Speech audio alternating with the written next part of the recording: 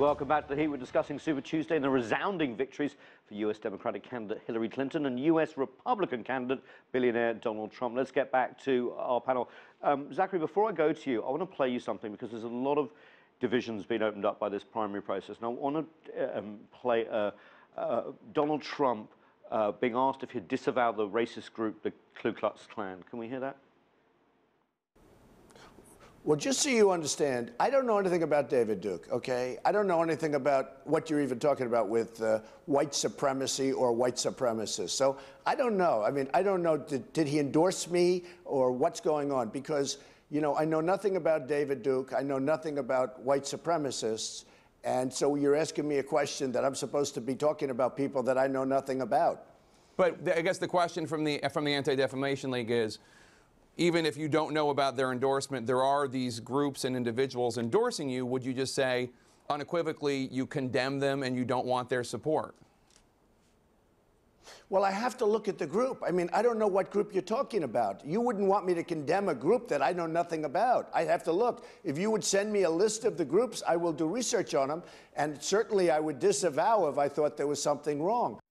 So that's Donald Trump disavowing but not really. David Duke used to be a grandmaster in the Ku Klux Klan. Well, what's interesting is that that was Sunday, the clip we had. Friday, he was asked about it, and he did disavow. Right. So, very peremptorily, it wasn't wholeheartedly. And again, so people understand, in United States politics, usually any mention of the Ku Klux Klan, racism, anti-Semitism, usually gets you out of the race, right? Well, it's something that people deplore.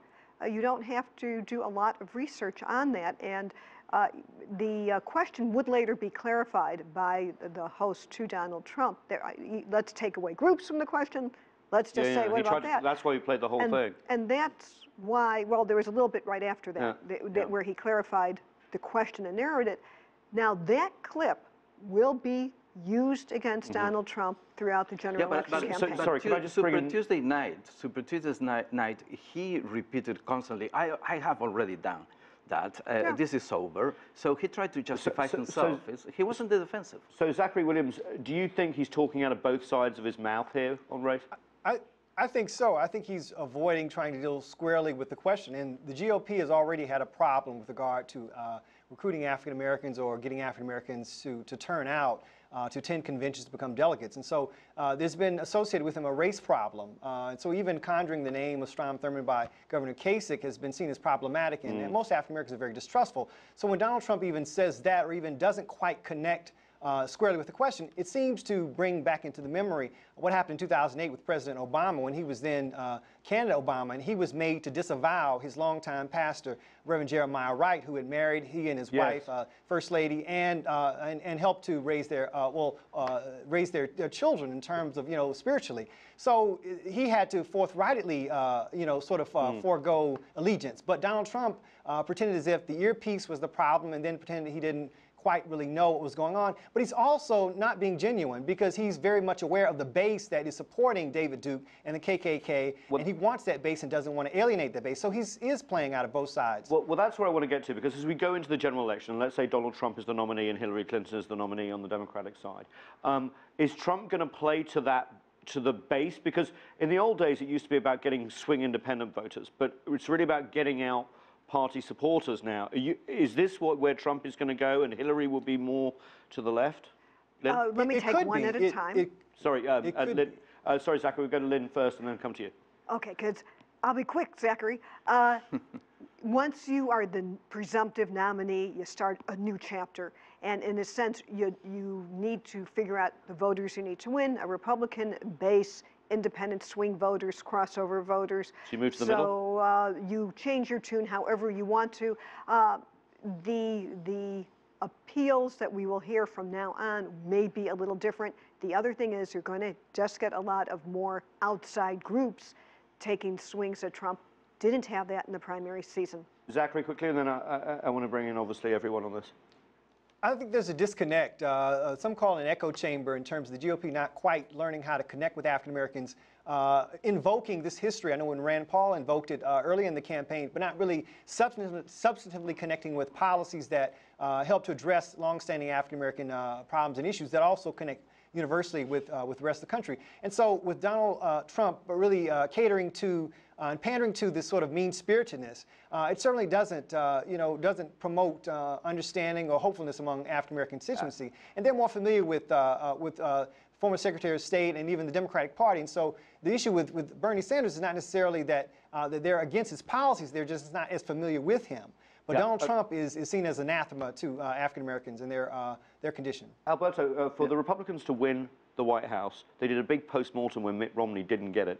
They need to win Hispanics and women, especially college-educated women, because young people don't vote in the same way that they promised they're going to vote. What's Trump doing to this? I think Trump would be, it would be impossible for him to bring the nice percentage. This is not about winning 100%. Yes, exactly. It's not about winning 70% as Obama did with the Hispanic vote. It is about staying in the 40, 42% as Reagan did, as Bush did, and that can deliver the White House in very tight elections in specific states. That can make the difference. Hispanics can make the difference. But saying, commenting on what Zachery just said, this learning curve about the Republicans disregarding African Americans and Hispanics, well, maybe the GOP doesn't care enough for those groups, so that's the issue there. On the other hand, the Democratic Party has a history of frustrating those groups. So we are in a very shaky waters right now. May I make a point here? Of course. Again, this is a big, complicated system, but I'm going to put out there, you're talking about the Republican Party. Donald Trump isn't necessarily the Republican Party. He's asymmetrical. One of a kind. Never seen this before. So I wouldn't lay on the I'm so glad you raised that. Whatever your criticisms you are may be correct. of For the Trump. first time in history of the United this States, is different for the first for time us. in the electoral history of the United States, maybe, and for the first time in the GOP, maybe being conservative and being Republican can be two different things. Well, I think also what Lynn's saying is that Donald Trump may appeal across party lines here a little bit. We're not sure when we get into a general, but I think the historic nature of his candidacy is not to be discounted, and that is, he says he's a conservative. Conservatives say he doesn't seem that consistent. We're not sure yet. Haven't heard a lot from him because he's run a race very different than a traditional race. So he could pick off union workers in say, Ohio or I'm not ready to say Illinois, that. or I mean, Not but ready this to is say that. possible. There's a certain no, because it depends on other factors. When we have these state elections, you may care about a governor candidate or a Senate candidate. When you go in to take a ballot, you may not want to cross over and move to a party you're usually not a part of. Okay, this is really We may interesting. say Donald Trump is not necessarily the Republican Party, but he's leading, and he's leading in all the states. And it's believed he's going to take Ohio, which would then cancel out Governor Kasich, and also Florida, which would cancel out Marco Rubio. So the question is, if he's not the GOP, what then is the GOP? But it doesn't matter. It's It's a moot point because he's running as a Republican, just as Bernie Sanders, you should know, wasn't a member of the Democratic Party before he ran. Okay, so given that Trump is, there's a lot of worries about Trump, let's get back to the point. Is he going to be stopped, and how is he going to be stopped if that is the case? I could tell you how. I don't know if it will work. Tell me. You have some very wealthy people who are party activists who are putting together money to start paid advertising against him to bring up things in his business dealings and his positions that may turn people off. You have just really 2 weeks to get this up and running. There were people who were running anti-Trump ads in Iowa, and as I say again, he didn't win in Iowa. Destroying his prestige is going to be difficult, notwithstanding. What about the other two candidates, though? Marco Rubio and Ted Cruz. Have they got a shot? That's an interesting. Because Rubio hasn't won a state. But well, we are talking here. Minnesota caucuses. We are talking here another anomaly or another historical moment for the Republican Party that is living these dysfunctional times. All of a sudden, they are able to bring to the table two Hispanic candidates. Yes, they are Hispanics. I don't care what the Democratic Hispanic activists say. Oh, they are not really Hispanic. Yes, they are. There is a divide there. And the thing is that they are there. They specifically Ted Cruz, who is ahead of Rubio, and that's a surprise. He will have a lot of problems in a national campaign because his base is evangelical, is conservative, is white, is extremely niche. And the broader appeal, he's lacking. Rubio will have more chances. Right now, the so-called mainstream candidate is not performing. Okay, and last word from Cleveland, Ohio, Zachery. Who do you think will be president of the United States? Hillary Clinton, or are we going to see a Donald Trump, which would upset quite a few people around the world, I should imagine?